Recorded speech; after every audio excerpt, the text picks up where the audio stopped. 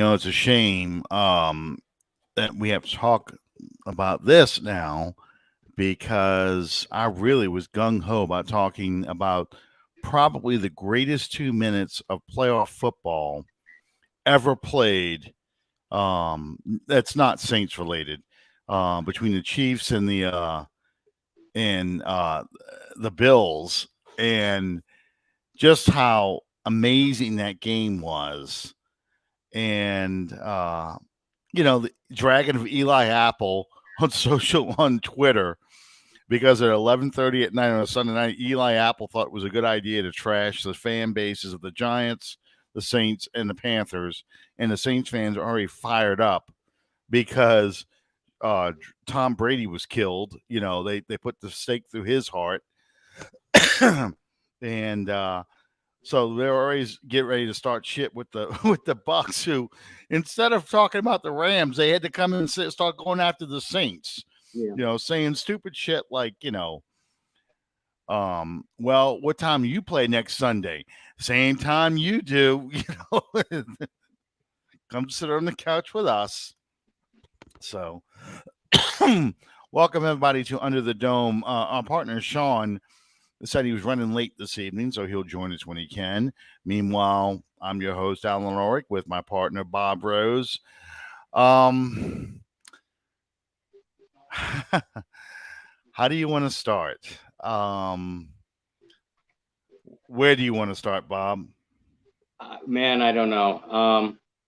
Well, folks, thank you for tuning in to with Alan and I, and soon Sean. And unless you've been living under a rock for the last 8 or 9 hours, then you know that Saints coach Sean Payton is now former Saints coach Sean Payton. Coach Payton announced he wouldn't use the word retirement. He said he doesn't like that word. So he merely announced that he was stepping down from his head coaching duties for the New Orleans Saints this year. It was a very, very emotional press conference. Coach broke down a couple of times. You could tell he was crying. He had been crying before the press conference. And I don't say that in jest or to make fun of him. That was just, and that's what I have going on. I'm rewatching it, for notes in my upcoming articles over the next couple of days. But it was certainly an emotional day. If you cover, are a fan of, or a member of the New Orleans Saints.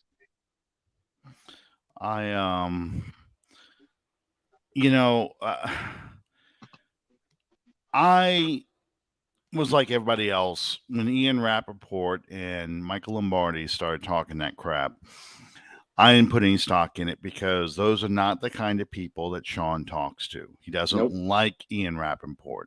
He doesn't share anything with Michael Lombardi. Nope. My source always is, if outside of the New Orleans media, is Jay Glazer, because that is a guy that Sean trusts, has always talked to. And I said, if he's going to make any kind of noise, Jay Glazer is the one that's going to break it. Yeah. And to an extent, Peter King, too. I mean, Peter King, he has a love-hate relationship. I think he likes to poke the bear with Peter King. He does. But Peter King, at the same time, gives Sean a lot of respect. Yeah. And, you think about the Eagles game back in, 2018. He did that whole profile about the Saturday night before the game, how they were going to target, was it Powell? What was the name of that guy that, the cornerback who had the bad leg, Sidney Jones. Sidney Jones, that's who it is, Sidney Jones. And he enjoys playing, good cop, bad cop with Peter King. But Jay Glazer was the one that said he had been going back and forth for quite a while about whether or not he was going to step down. He wanted to retire. And he says he can't decide. And that was the first time I'm like, oh boy, this isn't good. And then today, Gail Benson this morning said she didn't know what he was going to decide to do. And there's Sean. And then the final thing was, of course, Nick Underhill, the most reliable Saints reporter, coming out and saying he's going to step down today. You know, um, old That Jeff lure of Duncan, Dallas must have been just too much for him. he ain't going to Dallas. I can tell you for a fact he's not going to Dallas. Um, it's yeah. The first thing that I thought when it came across my news feed this morning, I thought, "Damn it, Bob, you lied." Well, Jeff Duncan's getting trolled all over Twitter because he had a column come out today saying, "Relax, Saints fans. Sean Payton's not going anywhere," and he timed it today. And, I've been saying that for 4 days. Since Michael Lombardi was the first one to come out, with his report, and then Rappaport followed suit. I believe it was on Sunday, I realized that I look like an ass because I went after both of them in a very public forum, and I don't take anything back from what I said. I don't think it makes you look like an ass at all, because you were defending the what's the word I need here? You were defending the honor of Sean Payton to not drop the Saints as an organization and run off to Dallas or whatever. I hold you absolutely unaccountable for that. Well, those guys, like I said right before you came on the air, those guys aren't, they're not in Sean Payton's inner circle. They're not the kind of guys that get news. The guys who gets news is Jay Glazer. That's the guy who gets the news. Anytime you want a story about Sean Payton, that's who you listen for. You listen to see what Jay Glazer has to say. But I watched or listened to, I should say, the entire hour and a half or hour and 45-minute press conference Sean had. And it was probably his most, I don't want to say revealing because that's not accurate, but probably his most honest press conference he's given in a long time, because he can say now what he wants because it's not the regular season anymore. Right. He went through his highs. He's not gainfully employed, so he doesn't have to worry about pissing anybody off in the league office. Right. He went after Vinovich, which I was very appreciative of. He even took a little dig at Eli, which that was amusing. But he had mentioned that he has been thinking about stepping down for a couple of years, and I think, again, and this just pisses me off about 2018 all over again, I think us not getting in the Super Bowl because that no call really changed the entire course of this franchise and a lot of careers. Well, if you guys will think back, I know that individually with each one of you, we've had this conversation where I said once Drew leaves, Sean Payton will follow a year or two after. Of course, at the time that I said that, I meant it for completely different reasons. Mm-hmm. But profit. Well, he kept saying he wasn't tired, he wasn't burnt out or anything like that. But I think the idea of a third rebuild, because look, I said the Saints, his first build for this team was from 2006 to 2009, and Agreed. that team lasted to about 2011 with Bounty Gate, and then it had to go. It got old, Henderson was gone, Meacham left. He started losing his, Vilma couldn't play anymore, that kind of stuff. Then in 2015, he committed to another rebuild. And that began in 2016 with Michael Thomas, even Von Bell, drafting those guys. And really, 2017 draft class really solidified that rebuild and put it on a fast track. And he was going to rebuild it around an aging quarterback. Now Breeze is gone. He's got to pay, or they have to pay a lot of those players in that 2016-2017 draft class, which they're doing now. So they've got salary cap problems. Breeze is retired, so he has to do a third rebuild around a new quarterback. Where's that guy going to come from? And to me, between COVID, still frustrated over 2018 changing his legacy, and just the energy it would take to do a third rebuild. And how long is that going to take? I think that was really too much for him. I think that's where he was like, this season wore on him more than any other season, because how many seasons is he going to go through like that until he gets that rebuild? And how many players is he going to lose in the meantime? He's never been in a position where he's had to play 4 different quarterbacks over the course of a season. Mm-hmm. And he is a quarterback guy, obviously. That frustrating doesn't even begin to scratch the surface of what that must be like for Sean Payton to bear. Absolutely. As you guys know, I coached for a long time. The majority of Hall of Fame coach, by the way. Thank you. And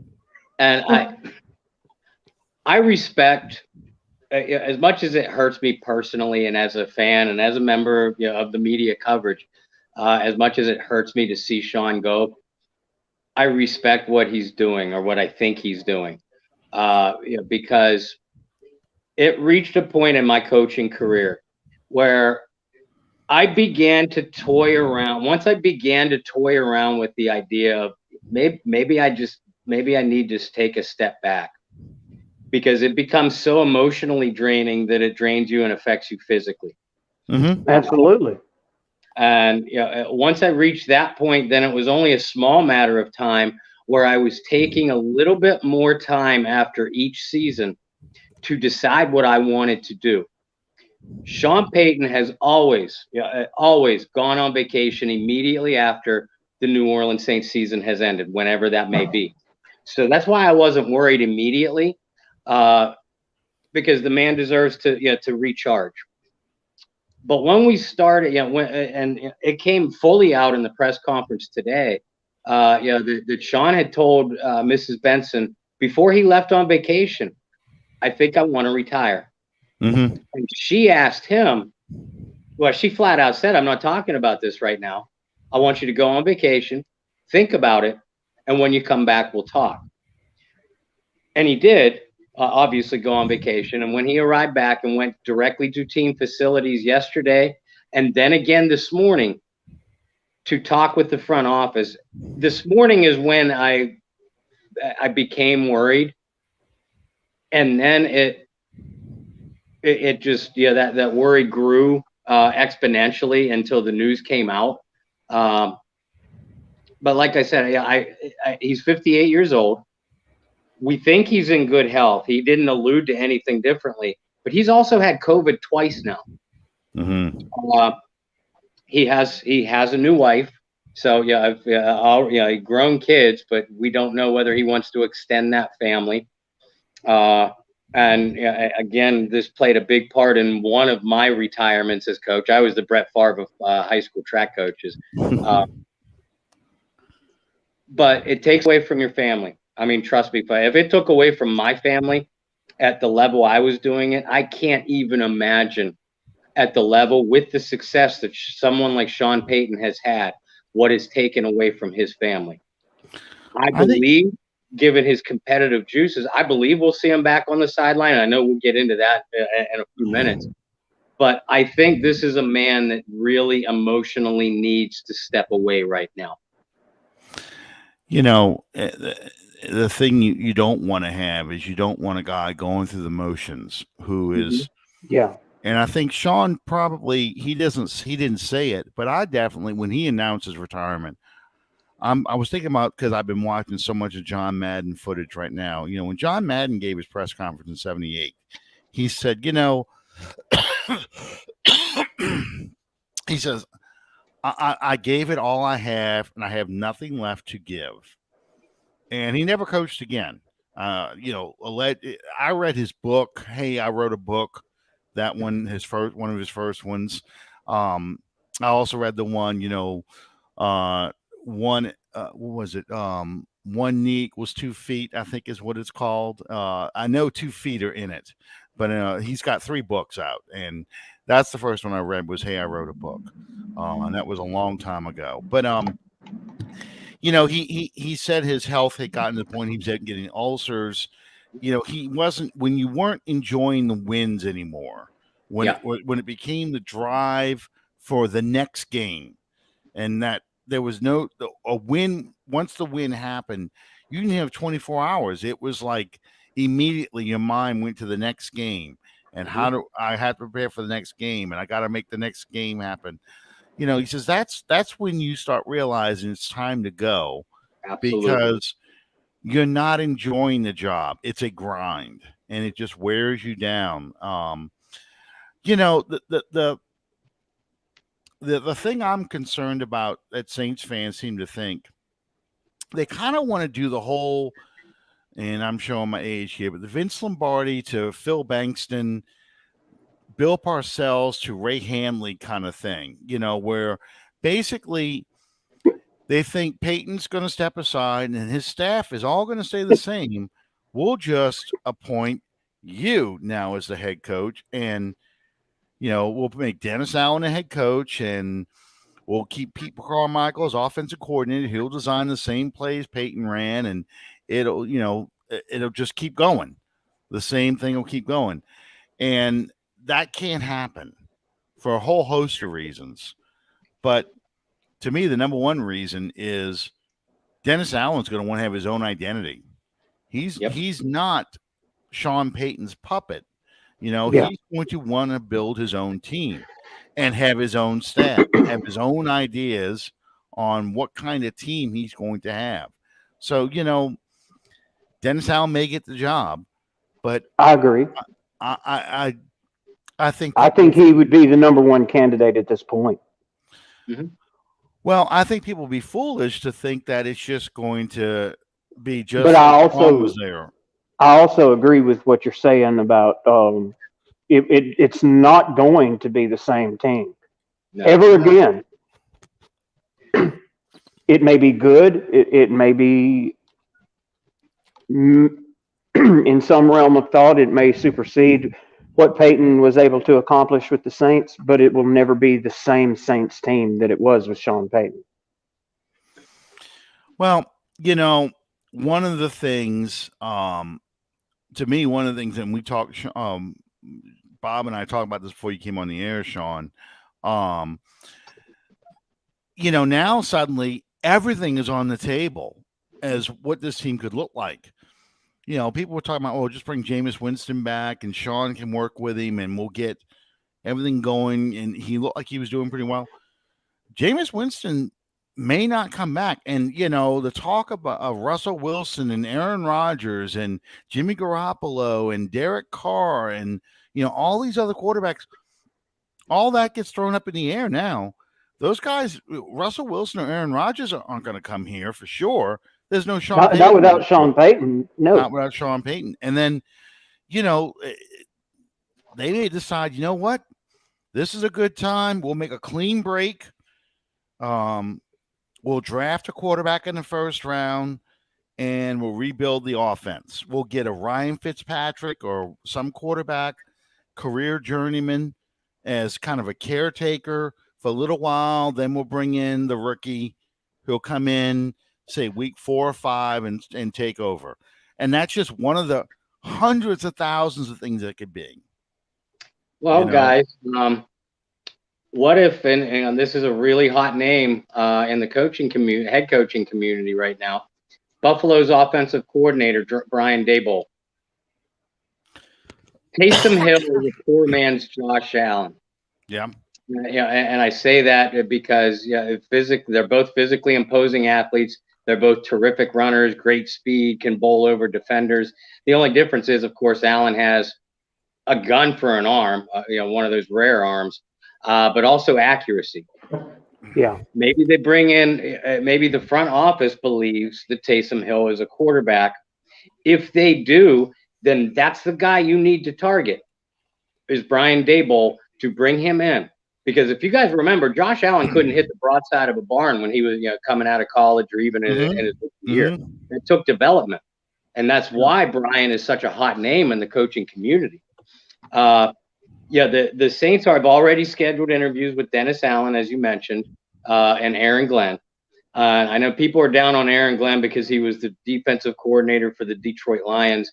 Aaron Glenn is and was a hot commodity as well because of what he did on Sean Payton's staff as the secondary coach.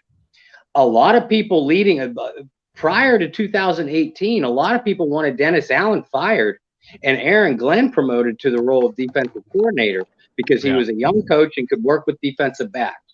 And together, Allen and Glenn are the ones that developed Marshawn Lattimore, Chauncey Gardner-Johnson, Marcus Williams, even PJ Williams, to a certain extent.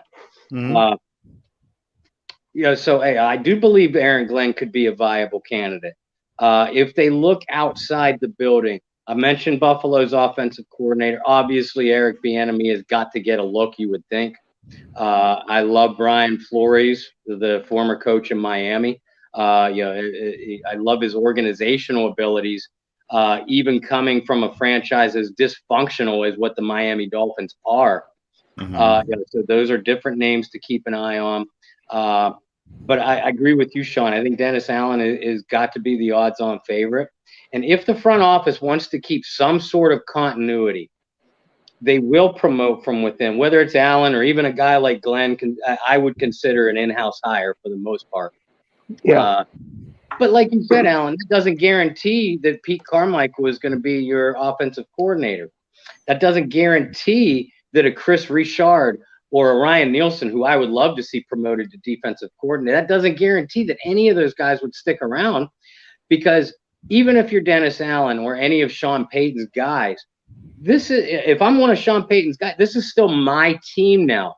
I want my personality and my fingerprints on the positions and on the sidelines. And John Butler, I swear to God, we're gonna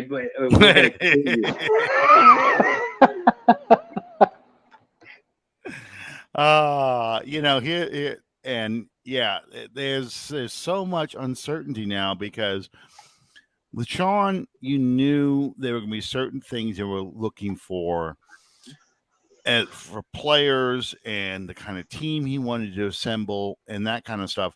All that's changing now.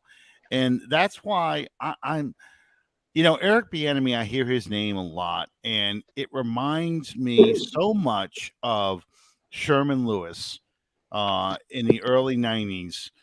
Sherman Lewis was an extremely, extremely hot name. He was the offensive. He was a receivers coach, I think, or a tight ends coach with the 49ers when Bill Walsh and George Seifert had those teams. And then he became, I think, offensive coordinator with the Packers under Mike Holmgren. And then he went to the Vikings, and everybody kept saying he's the next head coach. He's the next one coming from the tree, the Bill Walsh coaching tree. And he didn't get a head coaching job, and people were really upset. They couldn't figure out why Sherman Lewis couldn't get this head coaching job. And then he went to Detroit, and like anything else that goes to Detroit, it gets ruined.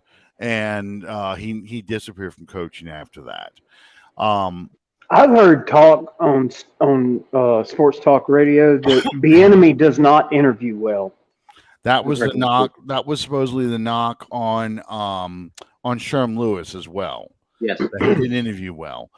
He didn't interview well because he could not distinguish what was him and what was Andy Reid. Well, and I was going to talk about that. The problem you have, and I'll say this for Pete Carmichael, I'll say this for um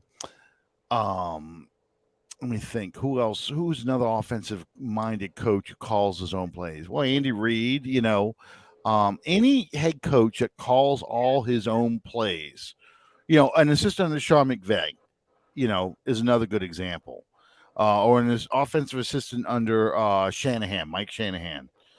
You Mhm. know, I I feel like it's hard to segregate the assistant coach, what Carmichael does, and we'll just talk about Pete Carmichael in this regard, what Carmichael does from what Sean Payton does. How much of the offense is Payton and how much of it is really Yeah. Carmichael? And I Yep. think that's what Eric Bieniemy has the problem of. Then you throw into the mix how much of that offense success is because you got a Patrick Mahomes out there who can throw that ball anywhere. And he's throwing to guys like Travis Kelsey and Hill, the cheetah. So I gotta say, it was a travesty that either team had to lose that game. we mentioned that, and I said, it's a shame that this news hit today because I really wanted to talk about probably the greatest 2 minutes of football I've ever seen in my entire life. Absolutely, without a doubt. I rewatched it last night on YouTube just because I was like, at 13 seconds, I'm like, oh my God, I can't believe the Chiefs are going to blow this. I said 13 seconds. They got 3 timeouts, but they got to go X amount of yards. How are they How going to do in it? the hell do you allow Travis Kelsey to break? How do you allow Hill to do it? I understand why they let him do it because You're not covering deep. I get that. not a minute before that, he just ran through your whole defense for like 65 yards for a touchdown.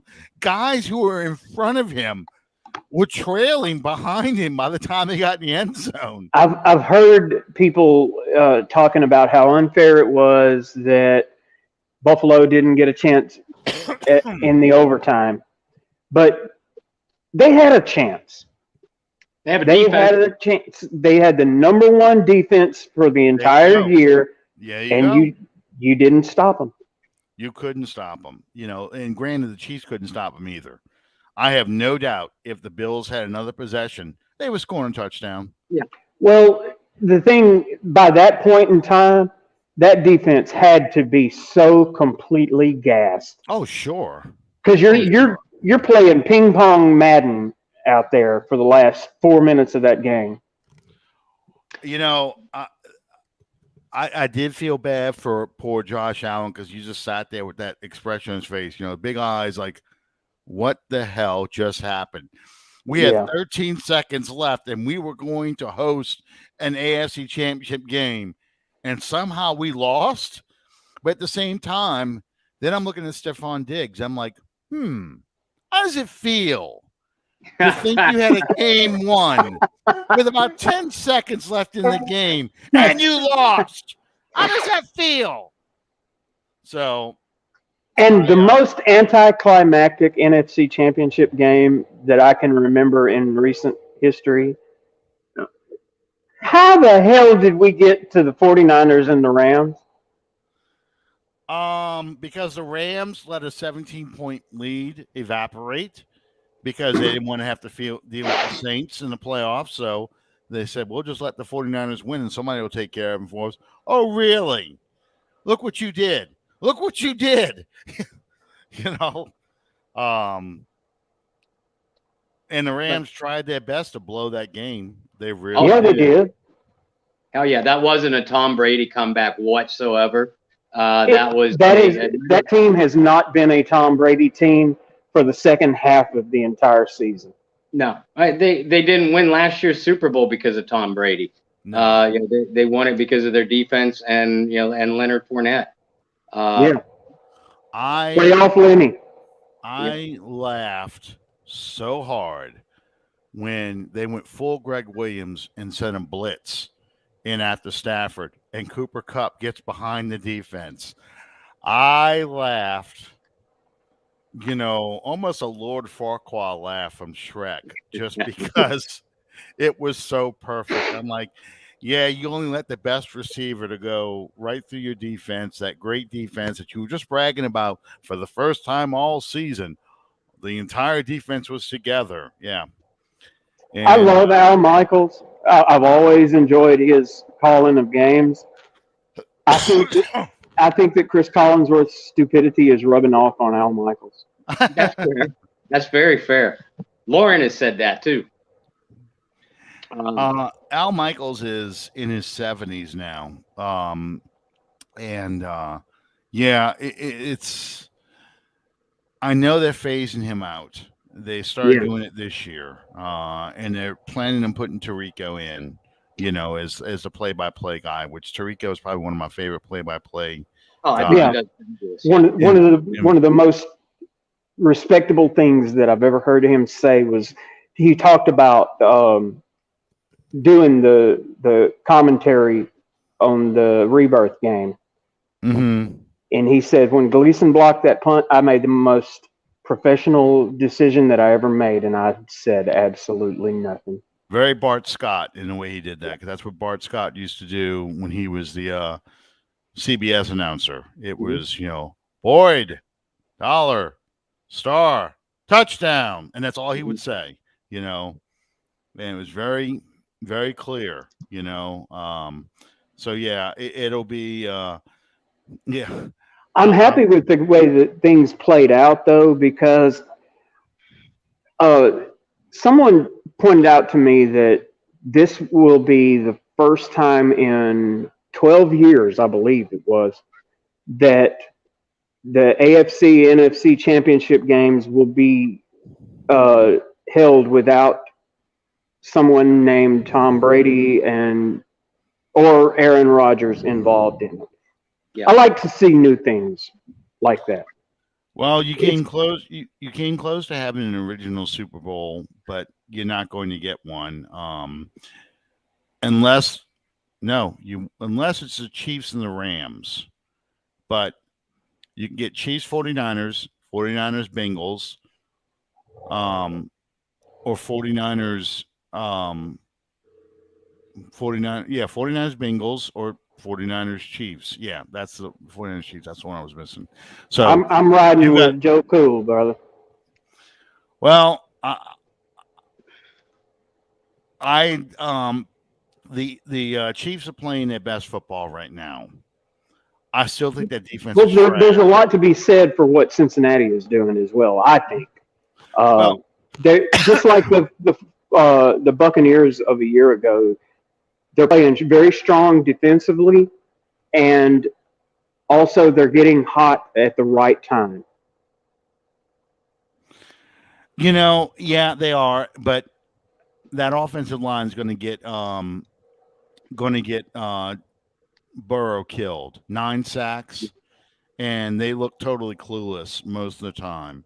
I think they're going to pay Teron Armstead a ton of money to come to the Bengals. Right. But hell, they took everybody else. Why not take Teron too? Yeah, but I just feel like the Chiefs, the Bengals got weapons. Don't get me wrong; they do have weapons. But I just feel like the Chiefs are really playing offensively, are playing some of their best football right now. Yeah. And I do think the 49ers beat the Rams yet again. Yeah. I believe that the Chiefs definitely, and rightly so, should be favored going into this game. But exactly how favored were the Titans when Cincinnati came? They have a way, especially more than anything, Joe Burrow has a way of rising to the occasion. I have never seen, well, I guess probably the last person that I could say this about would be Joe Montana. The moment is never too big for him. Yeah. Bob, he finds a way. Like you said, 9 sacks and you win the game. If you had told me before that game that they would sack Burrow 9 times, I would tell you probably that game would be absolutely unwatchable. Bob, what were you getting ready to say? Just kind of adding on to what you just said, Sean. I'm taking Cincinnati in this one because I think the Bengals defense is heads and shoulders above the Chiefs. I do think this game will be a high scoring game, though. Mm-hmm. If Cincinnati and they, not just Burrow, but those offensive weapons and that whole defense has just been rising to the occasion all through the month of December and the playoffs. As long as Cincinnati doesn't have to get into we have to pass to stay in the game or to catch up mode, because if they do, I think that Kansas City speed rush will kill Burrow because Cincinnati can't protect him. As long as Cincinnati can stay in the game early, I think they go into Arrowhead and win it. On the NFC side, San Francisco clicks all the boxes that you want from a team that should beat the Rams. Mainly physicality, because the Rams would shy away from and shrink away from that every time. But Matt, not to mention the fact that they've beat them 6 consecutive games. Exactly, and that's got to be in McVay's head. Yeah, the mental midget Sean McVay. But Stafford, you got to give Stafford credit. I mean, he balled out last week. He played really, really sharp. And the Rams have the pass rush to get to Garoppolo as long as they can stop the run or at least contain it. I went with the Rams by the slimmest of margins, mainly because I had the Rams winning the Super Bowl in my preseason pick. That's really the only reason, because other than that, like I said, the 49ers are the team that I want if I'm going to go into a game and beat Los Angeles. Excuse me. Yeah, I feel like you said, they click all the boxes. The 49ers are a very physical team.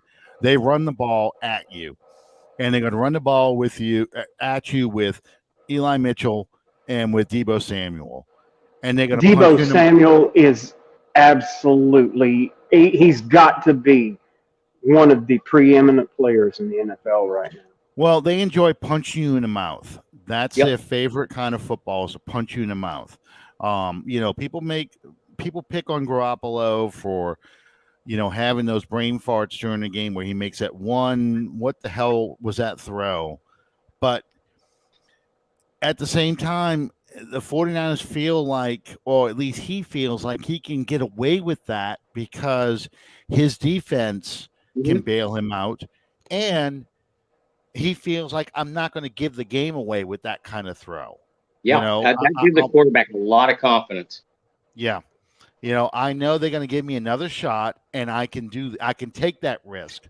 It's not a good throw. That's the interception you threw against the Packers. They're in the red zone. He gets away from a lot of pressure and just chunks it towards the corner, towards trying to hit was it, I think, Kittle in the end zone, but he was late getting out there because he had to reset himself, and it took him longer than it would take like a breeze. And that was all the defensive back needed to jump the route and pick it off. So he makes those throws. But at the same time, he also knows that once his defense gives him the ball back, I'm gonna get an opportunity to score, so I can score, and I think they can score on the Rams. I was not impressed with the Rams defense at all, despite how they were playing in the first half, getting after Brady, basically copying the Saints' game plan. I thought that secondary kind of got lazy. Oh, yeah. And Jalen Ramsey is vastly overrated. The Rams are dangerous defensively because they can and will pressure the passer. That's their only way to victory right there.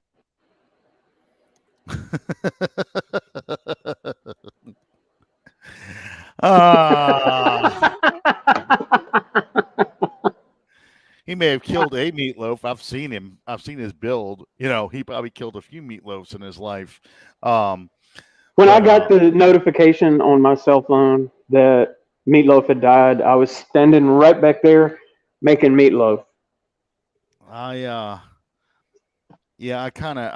do this sometimes whenever I hear a musician that I really liked pass away, I kind of get into that binge mode, and I start playing their stuff. And I must have played two out of three ain't bad about a half dozen or a dozen times Friday, because I yeah, would do anything for love.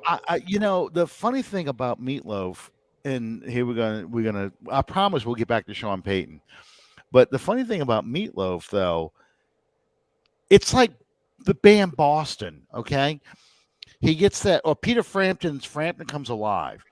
Bob Everyone just got a had, faraway look in his eye. I know. Everybody had Bat Out of Hell, that album. Yeah. And then there's nothing. I mean, we could talk about Rocky Horror and we could talk about Hair and that kind of stuff. But I mean, you think about what other Meatloaf album does everyone have? It's kind of quiet. And then that song comes out almost 10 years later, maybe 12 years later. I don't remember. Maybe longer than 10. Maybe I thought longer it was longer. Was it the 80s or the 90s that song came out? That was the 90s. Okay, so yeah, we're talking almost 20 years later then. Yeah. And it was like Boston releases their self-titled album. They release Don't Look Back a couple of years later. Then nothing until 86. Third Stage. When Third Stage comes out in 86. I bought that sucker the day it came out too. Oh man, The day it came out, I bought that album. That was an incredible album. But yeah, so but you heard nothing from him, and it was so strange. So yeah, so I'm like, okay, there's two songs everybody knows. 2 out of 3 ain't bad, and I Will Do Anything for Love. That's the two songs everybody knows. Now, the people who Paradise by the Dashboard Light. People who know more about the other ones, Paradise by Dashboard Light. That's the number one for me. That's it. Yeah, it is. But that, if you remember, described most of my 20s and 30s too. So yeah. If you remember, that wasn't a radio song that everyone heard. Right. That was one of those. If you remember the show Night Court that had Harry Anderson on it. Oh, yeah. Yes. Okay, the original public defender, the blonde-headed gal. Marky that Post? was the girl that sang the other part of Paradise by the Dashboard Light. Really? I knew she was a singer. I didn't know she was to that level. Wait, wow. Are we talking about Marky Post? No. She was the second on there. The first, I can't remember her name, but I googled her name one time. You got me looking. On the show, her name was Billy. Yeah, real blonde hair. Eileen Foley. Yep. Oh, come on, Eileen. I swear. Yeah, Eileen Foley. Yeah, we say that all the time. Every time I meet somebody named Eileen. Yeah. Come on, Eileen. Oh, no, it's Ellen Foley. Yes. Yeah. Yeah, because I used to make jokes all the time about being Dan Fielding. So. Well, see, I knew Dan Fielding when he was on Black Sheep Squadron. Oh, John LaRoquette? That's reaching back. Yeah. Not too long ago, I bought the entire series of Black Sheep Squadron, Baba Black Sheep, whatever you want to call it. Yep. Baba Black Sheep. Yep. So, yeah, well, here I am. Let's take one more step out of the realm here. You're talking about the girl singing with Meatloaf. Of course, the person I'm thinking of when you start talking about a woman in a video is, of course, Whitesnake. And Connie Katane. Yes. Yep. So I think every guy our age or around our age immediately thinks of that. Like that. Oh yeah. Yeah. On that BMW. And anywhere else you could possibly. You're more than welcome to, John. Because we really don't want to talk about, where Sean Payton's going to go next. But yeah, John I'm beginning to think John Butler is a minion of Roger Goodell. I think. There we go.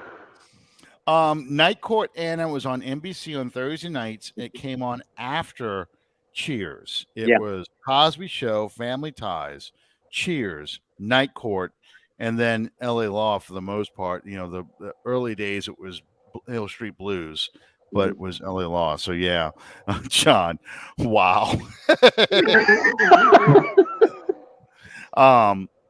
But yeah, so have you ever seen John Butler and Roger Goodell in the same room? I have not. That is I true. haven't.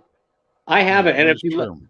I'm going to go back and look at the footage of Sean Payton's press conference earlier today. I'm going to see if I can see the little red dot on his forehead and track it back to a sniper. To a triangular crossfire between Roger Goodell, Bill Vinovich, and John Butler.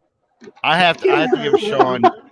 I have to give Sean a lot of credit for mentioning Bill Vinovich because that's the getting back to Sean Payton. That's the thing I think that it really hurts the most is Sean Payton got the Saints. You watch the other coaches. Jim Moore gets them, but Mike Ditka didn't. Mike Ditka clearly didn't No, get New Orleans. he was an empty suit by that time in Yeah, his career. Bum Phillips sort of got it. Bum Phillips kept thinking about it in terms of Houston and Love You Blue era and that kind of stuff, but he didn't really. Sean Payton was the first Saints head coach, in fact, the only Saints head coach I can think of that really got the pettiness that New Orleans liked. And I think that's the thing I'm gonna miss most about him. That Yeah. aggressive thing, because I have no doubt in my mind, no doubt that if the Saints ever got up 26-3 over Atlanta, Sean would go for 2 just to make it 28-3. Just to do it. He would do it. There's no doubt in my mind he would do that. Right. And I mean, you're talking about a guy who would do the choke sign to Deontay Freeman. He was doing a skull chant at the end of the Vikings game when he That thought bit we him had a in the game. ass. I know, but he did it back to him.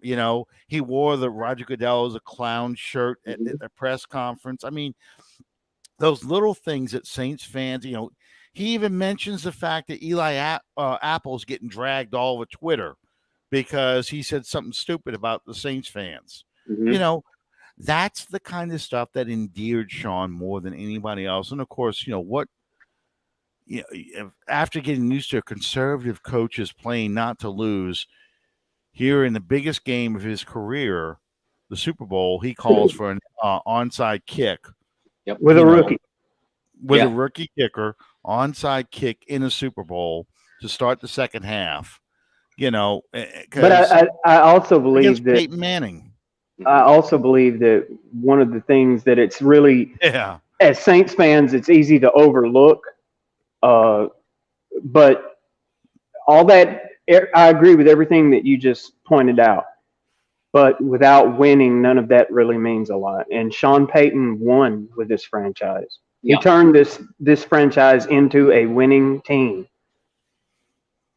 Yes, and I don't think that he'll ever get enough credit for that. No, not outside of New Orleans for sure. I said this in an interview earlier today, and I truly mean it. And I love Drew Brees as a player. I think Sean Payton was more instrumental to the success of the New Orleans Saints than Drew Brees by Absolutely. the ever slightest of margins. But I do believe that. For one thing, I'm not certain there is a Drew Brees without Sean Payton. True. And Sean was the one that made the first move. Sean was here before Drew, obviously. I mean, most people know that. So Sean was the one that took the chance, even against the advice of some of the people that were close to him, that advised him against taking this job. He put faith in Mr. Benson, and more importantly, the front office structure that he was walking into. And he became very, very close with Mickey Loomis and Dennis Lauscha, who I don't think gets enough credit for the Saints' success. So, while Drew Brees deserves the rightful credit that he gets, I think Sean Payton deserves at least as much, and in my opinion, more so. I agree with that. John, not quite derailing the show, but I did see that as well. Jim Haslett got fired from the Titans today. Odd coincidence. It is. It is. Because here's the thing about Sean Payton that I think that people also just assume was just going to happen and he doesn't get the credit for this. When Haslett was head coach, there was always talk the Saints were going to leave. They did a study in 2003. I'll never forget this. Tom Benson was pushing for a new stadium because Jerry's World was coming. All these new stadiums are coming up, and he's like, we can't compete. And Kathleen Blanco, who was governor of Louisiana at the time, was fighting back, pushing back on Benson because Mike Foster, the former governor, had agreed to a deal where the Saints were getting direct payments from the state to make up the financial difference that these new stadiums were getting from all these naming right deals and personal seat licenses and all this revenue they were generating. The Saints were losing money. So, we need to we're going to have to move to a place where we can have a new stadium and we can generate revenue and get naming rights and get, compete with all these new teams, because the Jerry Joneses of the world have figured out ways to circumvent the salary cap by negotiating these side deals for, Pepsi is the official soft drink of the Dallas Cowboys, and all their practice jerseys had a company that was sponsoring the practice jerseys. They were getting all kinds of revenues coming in. They were using that to entice players for signing bonuses and stuff. You look at a team like the old Oakland Raiders. Al Davis and his whatever that is, his son, Mike Davis with the Dumb and Dumber haircut, they're cash poor. They had to move from Oakland because they had no money. Yeah. And that's why they went to Vegas, which is odd. But anyway, you don't go to Vegas with no money. You leave Vegas with no money. Right. But Art Modell, he went to Baltimore from Cleveland because he was broke. He was borrowing money from the bank to sign Andre Rison and those kind of guys.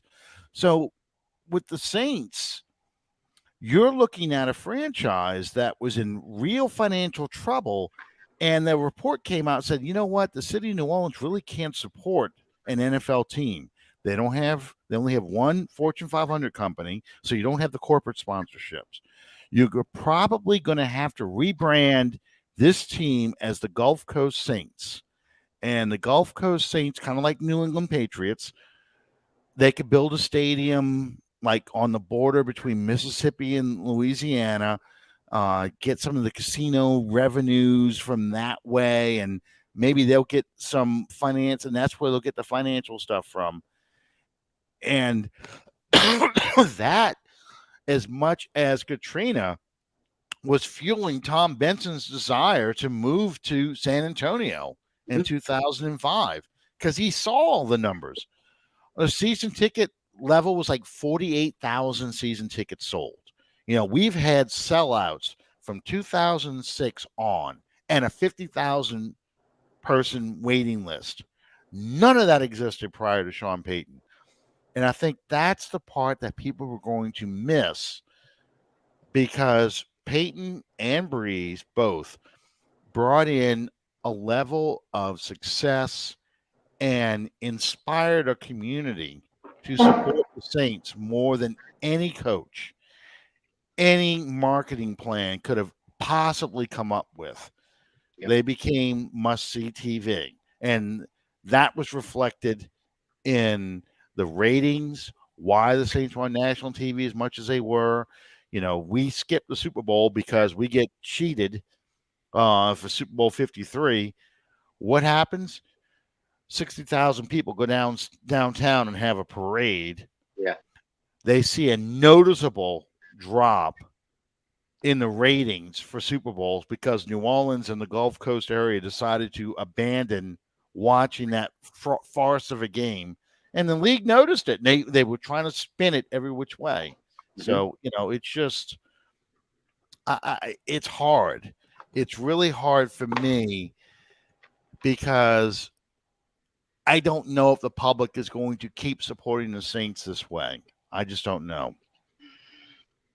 And I think for that reason, the next coaching hire could I don't think it's too much of hyperbole to suggest it's the most important move in franchise history. Yeah. They have to hit with it. Even if you don't win a Super Bowl with your next coach, you at least have to maintain somewhere close to the level of success that Sean Payton had. And let's not discount what that level of success was.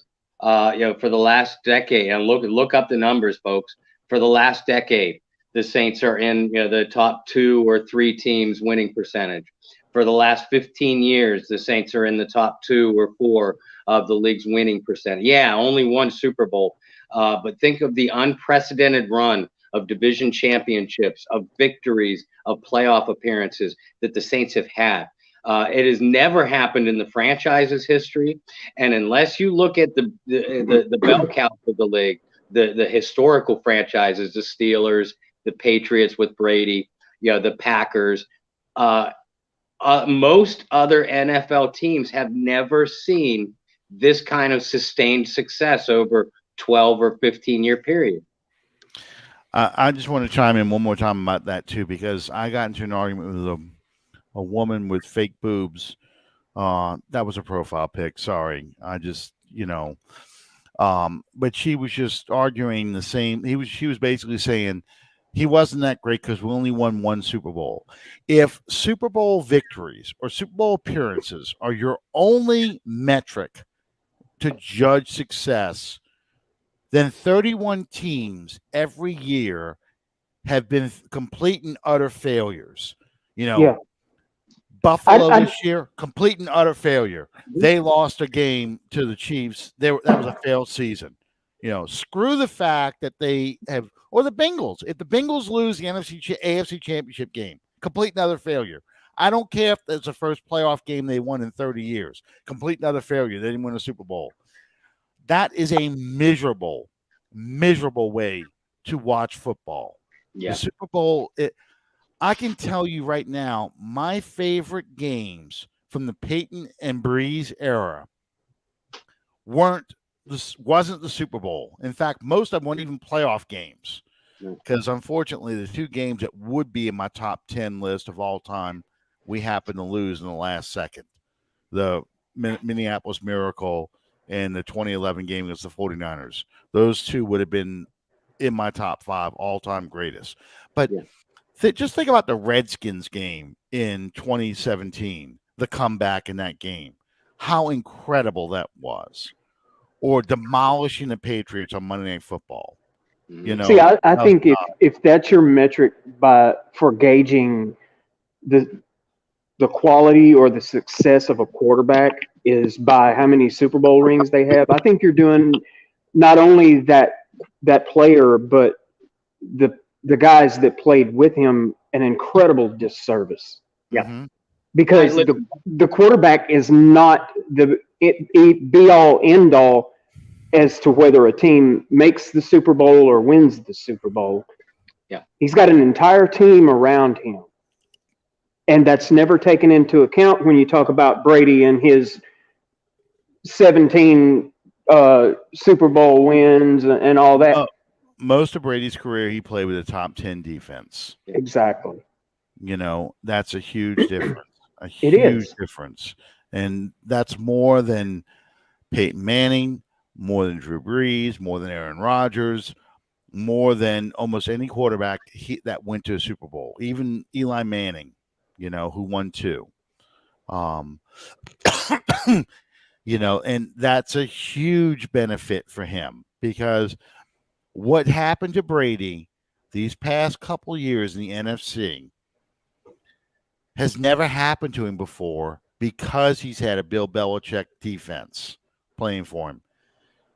The Rams, that was the first time he had a comeback against him in a playoff like that he lost.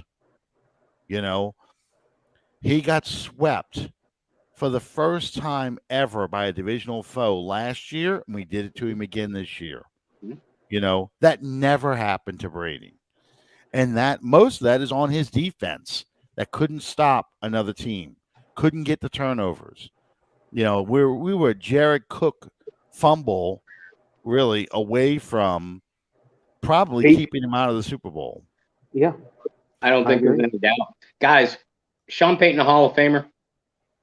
Yes, I believe so. absolutely, undeniably, I He's believe got he is. he's because of his overall record, given this franchise, and he won a Super Bowl.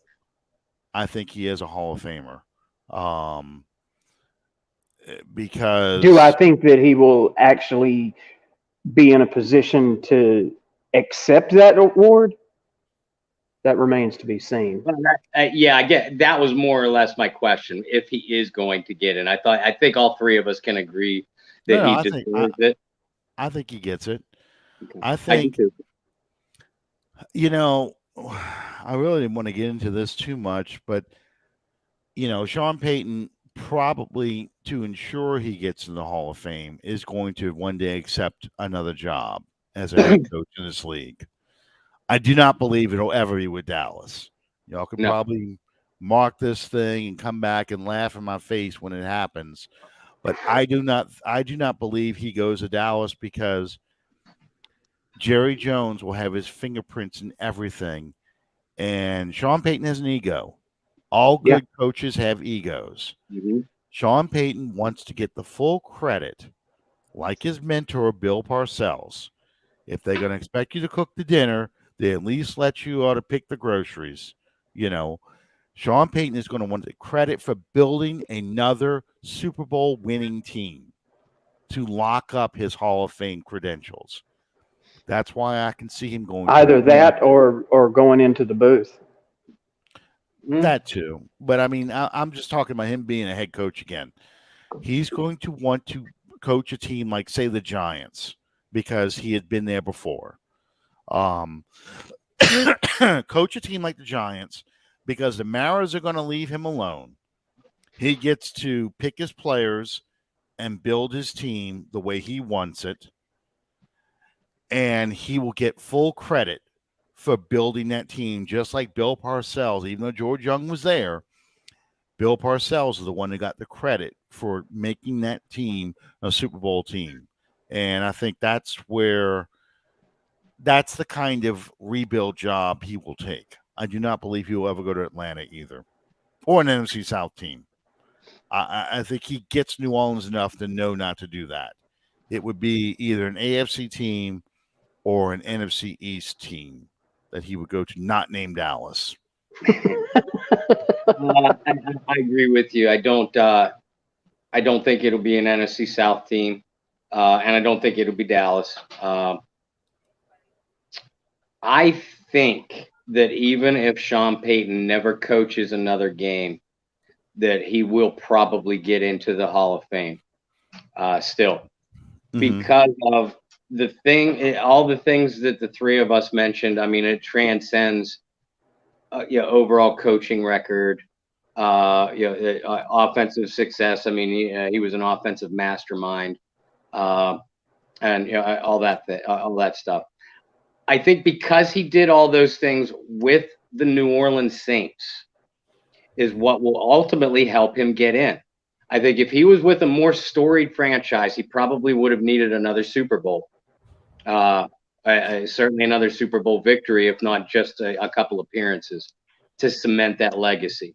But I think because he had this success with the New Orleans Saints, and he essentially put them on the map. I mean, Mora and the Dome Patrol, to a true football fan, they were put on the map, in that era. But nationally, in the national circus, Sean Payton and Drew Brees finally put the New Orleans Saints franchise on the map. And that's why, more than anything else, I think Sean Payton will ultimately get in the Hall of Fame, even if he never coaches another game. But I do think he comes back. I think the reason why Jim Mora never got that kind of respect, or this Jim Mora Saints ever got that kind of respect, is number one, they never could beat the 49ers. Yeah. You're And playing this. he was an insane ass. Who? Also, Who? yeah. Mora. But he you have to beat the 49ers and beat the 49ers when it matters, to get that kind of respect. Number two, his team's never won in the playoffs. Yep. he was always one of those good coaches, not great coaches, in Yeah. the minds of the media. Now for New Orleans, he was a great coach. Yeah. Because nobody had reached that level of success before. None of the coaches did, and no coach since until you got to Payton. Mhm. But Hazlitt couldn't even match Moore's consistency.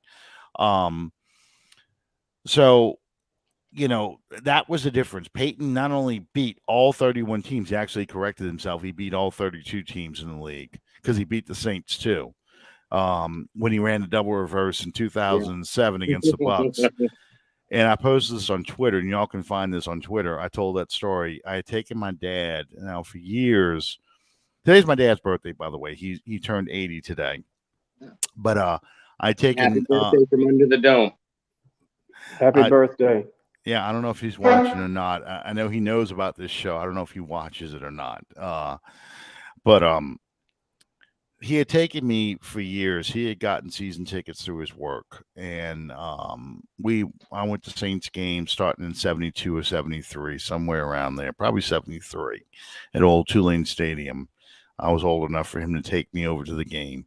And I remember just a handful of games from Tulane Stadium. I remember a handful of things about Tulane Stadium, not a whole bunch. One of the things I remember is our seats were up against the wall, and the way Tulane Stadium was the original stadium was like a horseshoe, okay? And then you had this extra part in the very back that closed off the end zone, and that was a section of the stadium. But they had two open areas on either side where the players came in. Then they had built a metal lattice work thing that that was the upper deck around the horseshoe part, okay?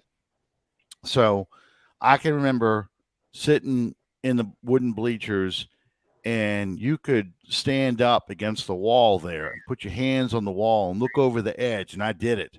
Look over the edge, and you saw a straight drop on the other side. There was no railing, nothing up there. If you were drunk enough or crazy enough, you could sit up on that thing and just flip over one day.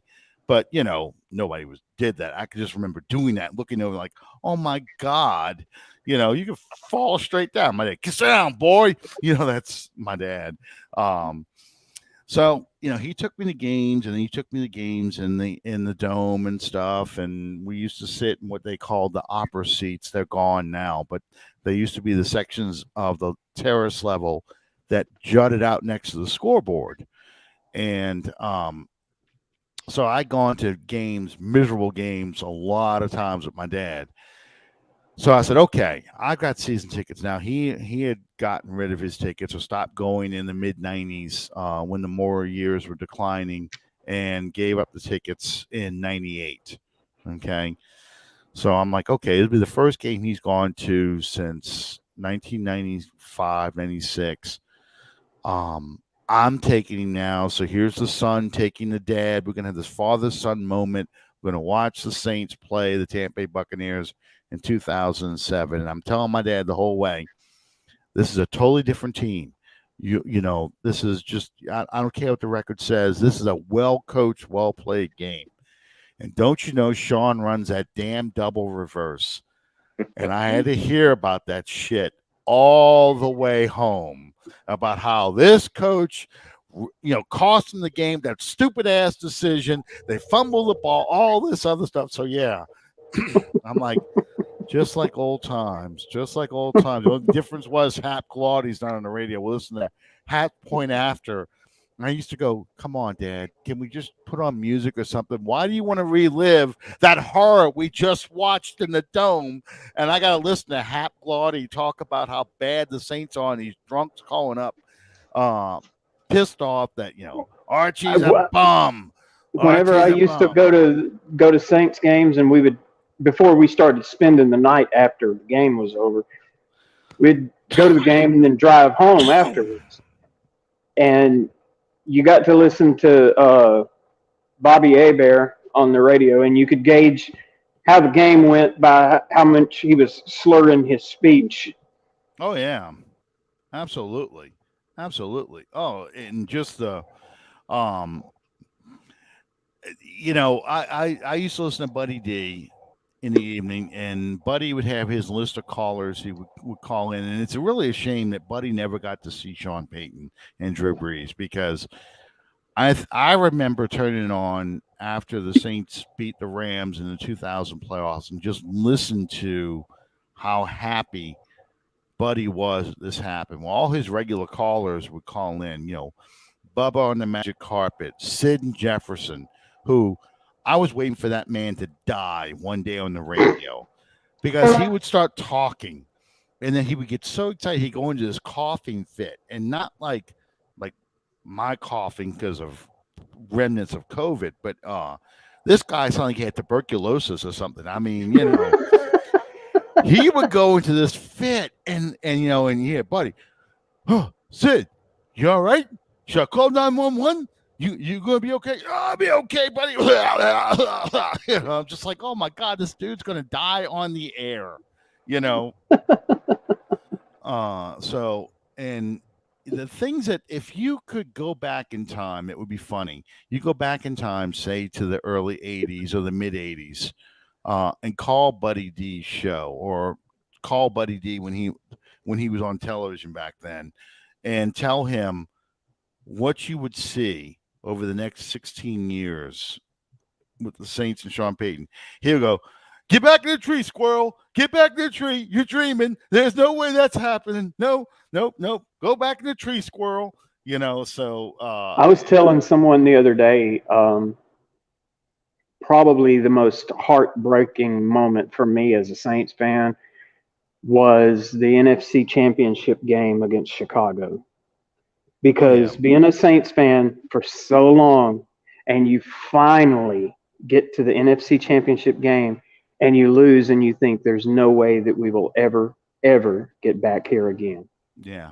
Got one shot. I punched my shed. I went outside and punched my shed door. I was so pissed off. I just couldn't believe it because I was just like, we'll never see this again. We won't get to this. We won't get this close again. And then fast forward to 2009. I'm one of the few people that I know of that, in the grand scheme of things, the bigger game to me will always be that NFC Championship game over the Super Bowl. Absolutely. I mean, we learned that in 2018. Just getting to that game and going was such a relief. And getting to that game and not going twice, you felt like you were cheated. And we literally were in 2018, but you just felt like, you were so close. It's one thing to lose in the playoffs in the wild card round or the divisional round, but knowing you were just there in the championship game and you fall short, and you think that you'll never get back there again. It's hard. The really ironic, I guess, is one word you could use to describe it. Thing about postseason play is there's only one of two ways that it ends. Yeah. The ultimate heartbreak or the ultimate elation. Yeah. But I think that's a testament to the three situations that you guys just brought up. The 2000 wild card win over the Rams. Thinking that it was a one-time deal, the NFC Championship game to the loss to the Bears and Peyton and Brees' first year together, and then the 2009 NFC Championship game, and how important just winning that game almost superseded the Super Bowl victory in a lot of instances. Yeah. Those three cases right there is a testament to the culture that Sean Payton built in New Orleans, because we went from feeling those ways, or in the more years just being elated just to get to the playoffs, or being a shot to go to the playoffs, to the last few years. Oh my God, so many people within the fan base, younger people. Oh my God, this team is a colossal failure because they got upset in the first or second round of the playoffs. Yeah. This team is underachieved. This team, they're losers. that kind of thing. And maybe you could make a case for some underachievement in a few of those games or a few of those coming up short years. That's just where Sean Payton has built the level of this team. Absolutely. Yeah. I mean, if you think about in 2000 when we lost to the Minnesota Vikings, no one talks about that playoff game, but everyone feels 2000 was a successful season because we won a playoff game, got to the divisional round. Right. That expectation, that joy. In fact, Gabriel Davis was the first receiver to score 4 touchdowns in a postseason game. He set a record for the Buffalo Bills Sunday night. No, Sunday night. Yeah, Saturday night. No, it was Sunday night. Yeah, that's what I said. Yeah. And when he did that, I went back. I went, wait a minute. Willie Jackson scored 1, 2.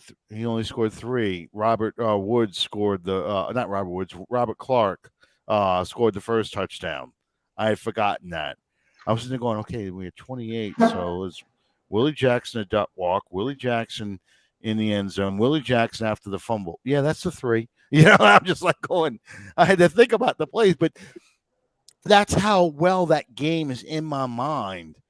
How that game was. I can hear Jim Henderson's radio call throughout the whole game, because I watched it so many times because, that was probably the highest point as a Saints fan you could ever be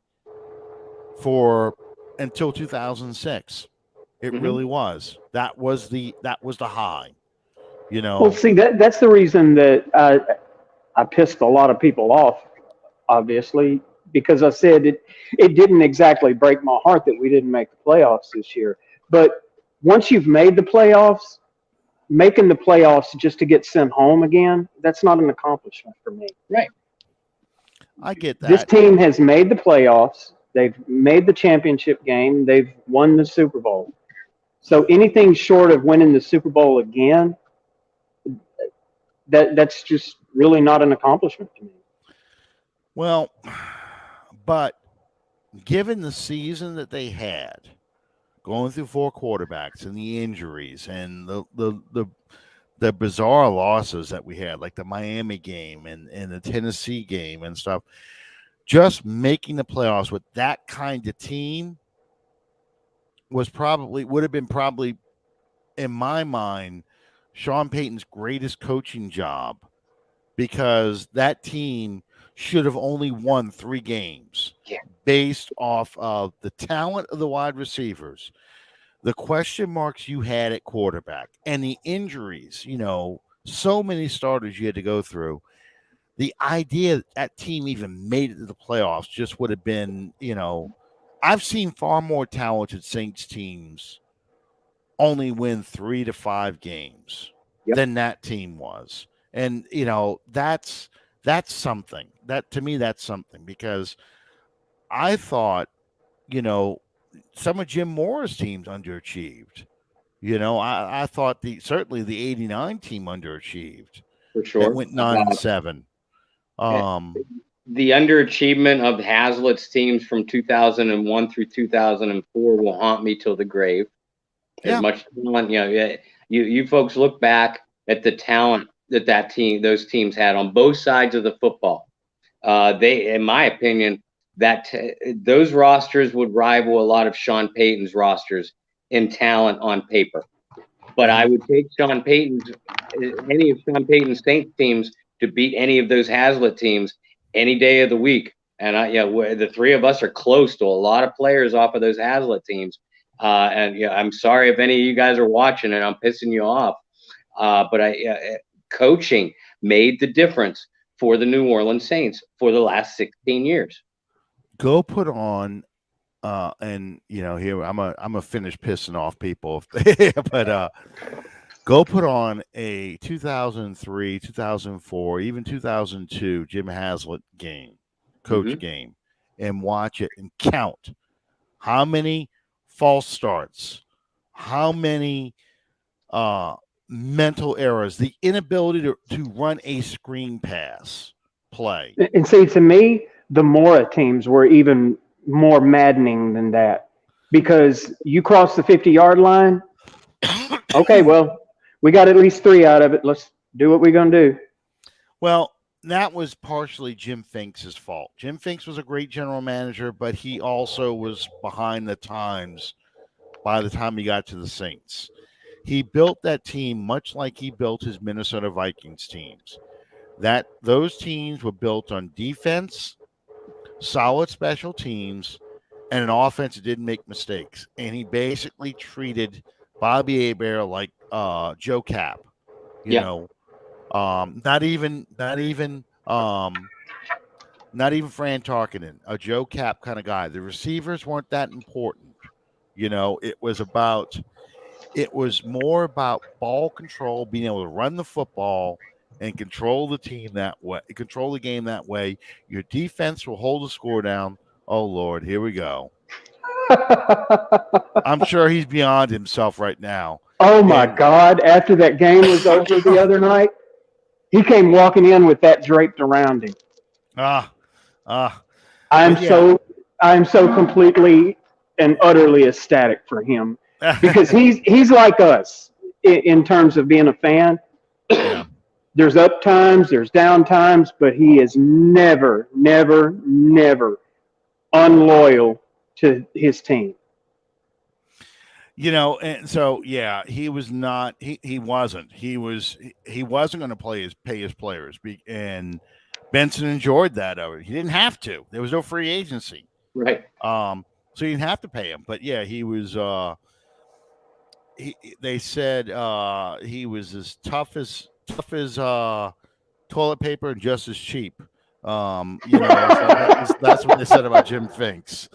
But, you know, he has a certain philosophy, and unfortunately, the offenses were much more wide open in the 80s, so he didn't develop the passing game, and he would only could get a couple of good years out of his running backs. You know, Reuben Mays, 86, 87, then the injuries started happening in 88, 89, and 90. Dalton Hilliard, 88, 89 was his best year. Injuries started happening. 90, 91, he was injured. And, you know, you bring in Vaughn Dunbar, injuries immediately on him. Ironhead Hayward, he was immature. His weight would balloon. And more would get frustrated with his immature antics. He wasn't focused on football back then. So you couldn't rely on him either. So that's really what kind of doomed more Saints teams. Have you watched, not to change the subject, but have you watched the new documentary about Joe Montana? No, I haven't yet. I highly, highly, highly recommend it. There's some heartbreaking moments for us on there, but oh yeah. You know, it is absolutely worth a watch. One more insult for Tom Brady. I had said this before, because I've watched Joe Montana and I've learned to appreciate Montana more that he's gone and retired, because I hated that bastard when we were playing him. Yeah. I said, you know, it comes from playing in the same division as Montana too. I was terrified of Joe Montana. You know, every time that man stepped on the field, we never scored enough points for me to feel comfortable around Joe Montana. We could be up 37-0 with 2 minutes left in the game. I'm going, that's too much time. Montana's going to figure out a way to score 40 points in 2 minutes, or 38 points. Sorry, 38 points in 2 minutes, and he's going to do it. They showed a film clip on there of the last episode I watched, where that hit by Jim Burt. Oh, he honest to God looked like he was dead. Yes, I saw that. I saw it live, and Saturday Night Live did a thing on that. What is his name? They even had Jim Burt on there, and he said, "Hey, I was not trying to hurt Joe Montana, but we wanted to make the Super Bowl. So if knocking him out of the game was the worst thing that happened, I'm good." I'm trying to think of what the name of the cast member. Who was the subliminal guy on Saturday Night Live as a cast member? My brother would know this better than me. Who is the what The now? subliminal guy. He was the guy. You had John Lovitz, who was the liar, but you had the tall guy with the brown hair. Yeah. He was a subliminal guy, and what he would do is he'd start talking to you, and he'd start the speech, and he'd say something like, and I really think ice cream that you should do this job, ice cream, and you're like, man, I'm hungry for ice cream now, that kind of thing. That was his root, that was his gag. Well, he was imitating Brett Musburger, and he was interviewing Joe Montana. Joe Montana was on Saturday Night Live as a guest. He says, Joe, what was going through your mind here on CBS? And they show the Jim Bird hit and goes, well, not a whole lot at that moment, He actually hosted that show. Yes. With Walter Payton, as a matter of fact. Yes. And he walks out and he says, it's a real pleasure to be here tonight and be back in New York. The last time I was here didn't end so well for me. And he turned around like that. He said, you always got to keep your head on a swivel. Yep. Yep. Okay, I'm going to find who this is. Let's see, because I know it was... Okay. It's got to be. It's not 80. Might be 86. It's either 85 or 86. Because it was. Let's see. Eddie Murphy was there. Joe Piscopo. Dana Carvey.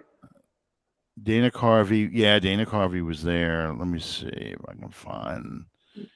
It's got to be. It's later than these years. All right, let me go back because it's driving me crazy. I cannot. It's not. It's not Norm Macdonald. No, but he looks like him. Yes.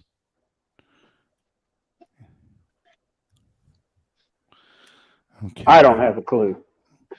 I know the guy Alan's talking about. I remember the skits because Mr. Subliminal was hilarious. Mm-hmm. But I don't remember who did it. I was never allowed to watch Saturday Night Live. Well, I was in college during this time, so we would watch Saturday Night Live. Well, in that case, if it was a Saturday night, I was probably at a bar somewhere playing music. I gotcha. But we would watch some of it, and we would have a lot of fun watching some of these things. And I cannot remember. My brother, when he comes on, he'll chime in immediately, but he's not on right now. Kevin Nealon, thank you. Yes, John got Kevin Nealon. That's who it was. He was a subliminal guy, but he was imitating.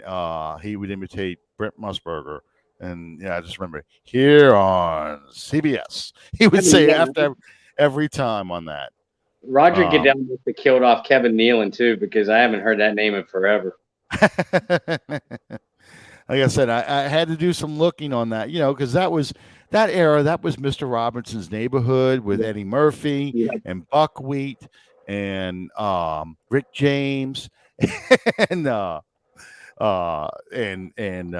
he would do. Eddie Murphy would do James Brown. He would do a lot of James Brown stuff, and then Billy Crystal joined in. You Look Marvelous. That you look marvelous. Yes, so that was a great era, and Dana Carvey, of course, was there, and then I kind of stopped watching in the late '80s, early '90s when Wayne's World and that stuff got to be popular. I kind of had stopped watching by that point, but I watched it in the '70s and the mid '80s.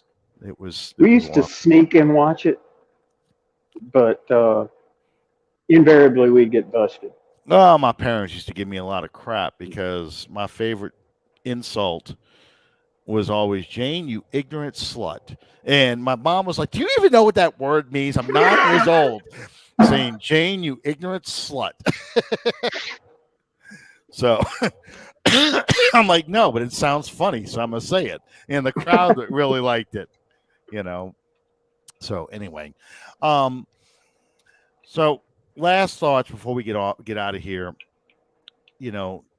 Sean Payton Bob, what's the first thing that comes to your mind? If you had to just use one word to describe Sean Payton, what's the one word that pops in your head? Intensity.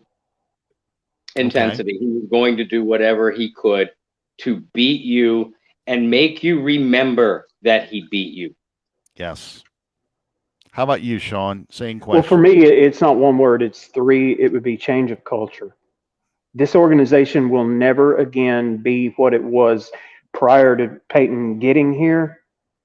And 16 years in one spot, that's pretty good tenure. And to accomplish the things that he accomplished in the city of New Orleans, not only on the football field, I think that can't be overstated. It's funny if he would have just stayed 3 more years, he would have